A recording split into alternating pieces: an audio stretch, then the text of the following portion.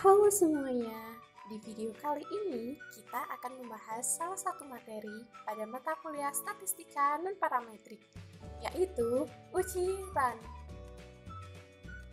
Tujuan dilakukannya ujiran adalah mengecek apakah sampel bersifat acak atau tidak.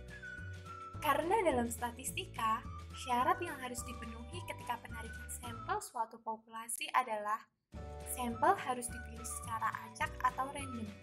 Nah, maka dari itu digunakanlah ujiran ini. Syarat ujiran: data yang berskala nominal atau ordinal. Lantas, apa itu run? Run adalah urutan dari lambang-lambang yang sama. Contohnya, dalam suatu penelitian diperoleh data sebagai berikut. L menunjukkan laki-laki dan P menunjukkan perempuan. Mari kita hitung ada berapa banyak run dalam sampel tersebut. 1 run, 2 run, 3 run, 4 run, 5 run, 6 run, 7 run, 8 run, sehingga diperoleh R sama dengan 8. Prosedur pengujian. Pertama, tentukan hipotesis.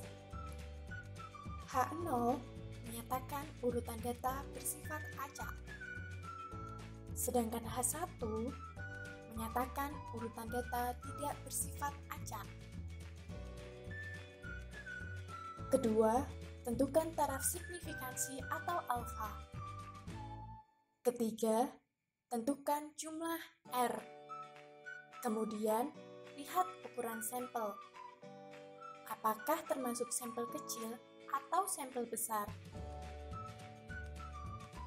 Dikatakan sampel kecil jika N1 dan N2 kurang dari sama dengan 20. Sedangkan sampel besar jika N1 atau N2 lebih dari 20. Untuk sampel kecil N1 dan N2 kurang dari sama dengan 20. Penentuan wilayah kritis menggunakan tabel F dengan menentukan nilai F1 dan F2. Gagal tolak H0 jika F1 kurang dari R kurang dari F2. Untuk sampel besar N1 atau N2 lebih dari 20, gunakan pendekatan distribusi normal dengan rumus berikut ini. Dari nilai Z yang diperoleh, tentukan nilai p-value dengan menggunakan tabel normal. Wilayah kritisnya adalah tolak H0 jika 2 kali p-value kurang dari sama dengan alfa. Contoh soal. Contoh soal untuk sampel kecil.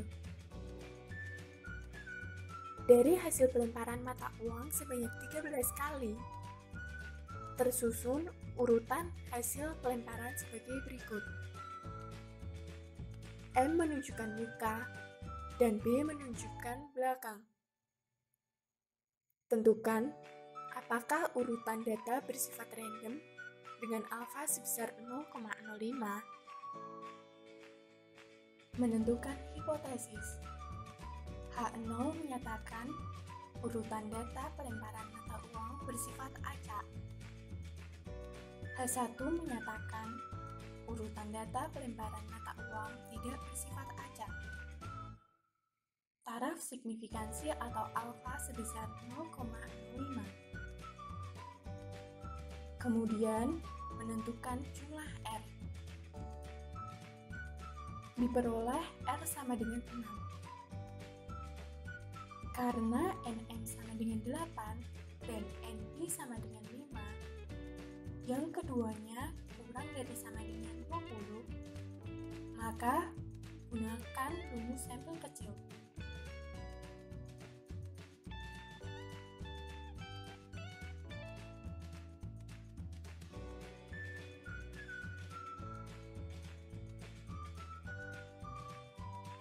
Dengan menggunakan tabel F diperoleh F1 sama dengan 3, F2 sama dengan 11. Wilayah kritisnya adalah gagal tolak H0 jika F1 kurang dari R kurang dari F2.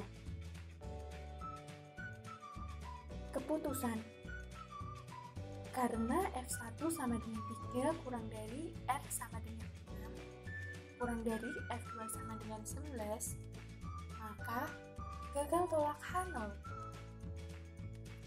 Sehingga dapat ditarik kesimpulan dengan taraf signifikansi 5% dan berdasarkan data yang ada, belum cukup bukti untuk menunjukkan bahwa urutan data pelemparan tidak bersifat acak.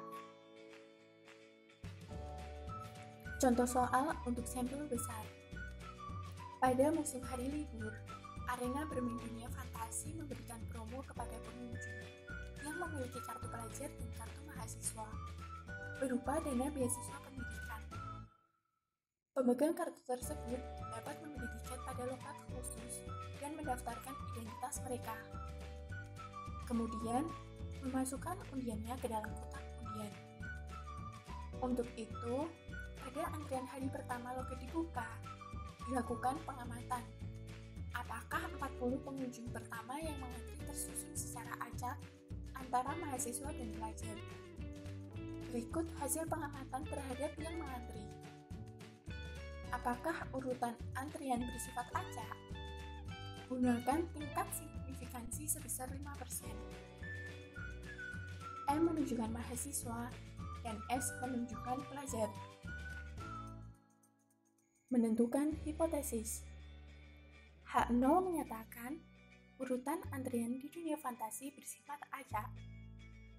H1 menyatakan urutan antrian di dunia fantasi tidak bersifat acak.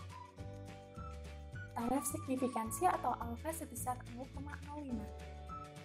Kemudian menentukan R. Diperoleh R sama dengan 24. Diketahui NM sama dengan 19 dan NS sama dengan 21. Karena NS sama dengan 21, yang artinya lebih dari 20, maka gunakan pendekatan distribusi normal.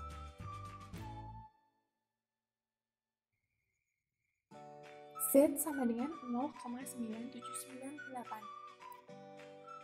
Kemudian, menggunakan tabel Z, diperoleh p-value sama dengan 0,8346. Wilayah kritis, tolak H0 jika 2 kali p-value kurang dari sama dengan alfa. Keputusannya adalah karena 2 kali p-value lebih besar dari alfa, maka gagal tolak H0.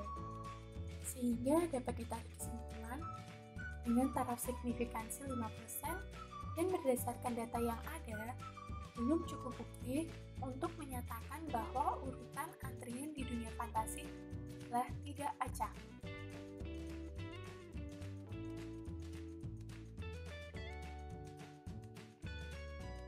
Saya akan melakukan pengerjaan menggunakan SPSS dengan contoh soal yang sama untuk sampel kecil. Yang pertama, kita input data terlebih dahulu. Masukkan kode angka 1 untuk M dan kode angka 0 untuk B. Untuk uji runs, kita bisa langsung klik Analyze, Non-Parametric Test, Legacy Dialogs, Runs. Masukkan variabel lemparan ke dalam tes variabel list. Pada cut point, kita bisa pilih median atau min, atau bisa keduanya, karena nanti akan menghasilkan nilai yang sama. Nah, berikut hasilnya. Tabel hasil median dan min menunjukkan hasil yang sama, yaitu nilai uji runs sebesar 6, dan jika kita konversikan ke dalam nilai Z, hasilnya min 0,402. Nilai p-value-nya sebesar 0,688 untuk dua arah. Karena kita menguji dua arah, maka langsung bandingkan dengan alfa. Nilai p-value di sini lebih besar dari alfa 0,05, sehingga keputusannya gagal tolak H0. Artinya, distribusi sampel tersebut random atau acak.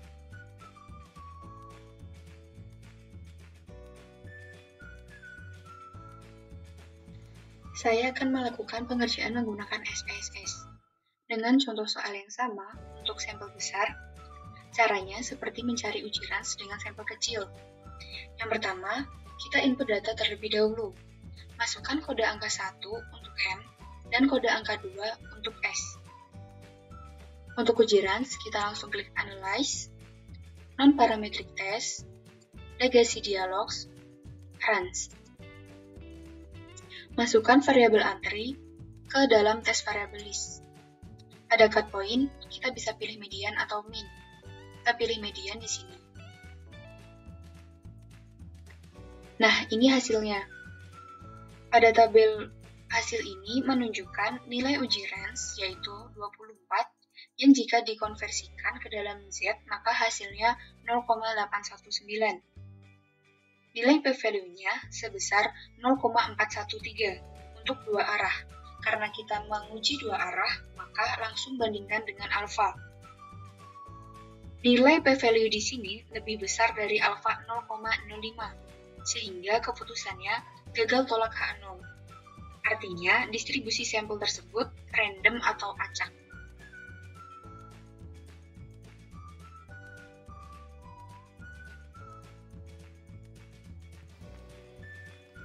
Dengan contoh soal yang sama, saya akan melakukan pengujian dengan RStudio.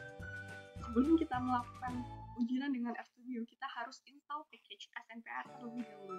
Install package SNPR bisa dilakukan dengan dua cara. Yang pertama, kita bisa mengetikkannya di script kita seperti ini, kemudian kita run, atau kita bisa package, install, kalau kita tuliskan SNPR, kemudian install. Karena saya sudah menginstal, jadi saya cancel. Kemudian saya melakukan pengujian run dengan hipotesis 0, urutan data adalah random, dan hipotesis alternatifnya adalah urutan data tidak random dan dengan tingkat signifikansi alpha 5%. Kemudian data saya, data mata uang, saya masukkan seperti ini. Dengan memberi kode 1 untuk buka dan 0 untuk belakang. Langsung saja saya run baris ke-19. Kemudian untuk mengecek apakah data yang telah saya masukkan benar, saya bisa mengeceknya dengan fungsi length. Untuk mendapatkan outputnya, saya run baris ke-13. Nah, di sini kita dapatkan bahwa sampel sebanyak 13. Selanjutnya, untuk melakukan ujian, kita bisa masukkan fungsi run test. Tapi sebelum itu, kita harus memanggil package yang telah kita install. Kita run baris ke-14. Kemudian langsung bisa kita masukkan run test. Lalu kita masukkan data kita, yaitu data mata uang. Kemudian alternatif adalah to site. Nah, untuk mengetahui informasi lebih rinci tentang run test ini, kita bisa mencarinya di help run test. Di sini kita bisa mendapatkan deskripsi lebih lengkap tentang run test dari package SNPR. Penggunanya adalah seperti ini, run test, kemudian X itu data kita, exec itu ada true dan false dengan default false. Nah, karena saya tidak menuliskannya, otomatis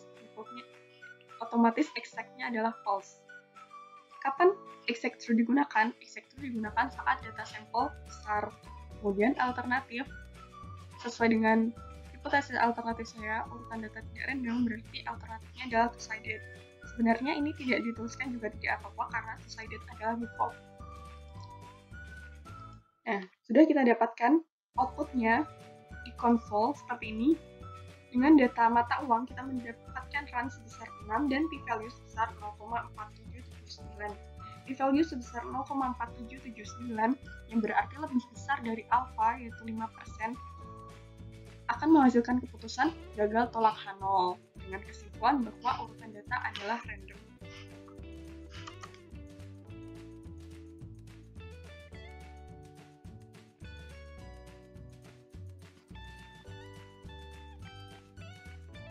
Selanjutnya untuk ujian sampel besar dengan RStudio. Caranya tidak jauh berbeda dengan ujian sampel kecil, hanya berbeda di fungsinya kita masukkan exact sama dengan true. Baiklah, langsung saja.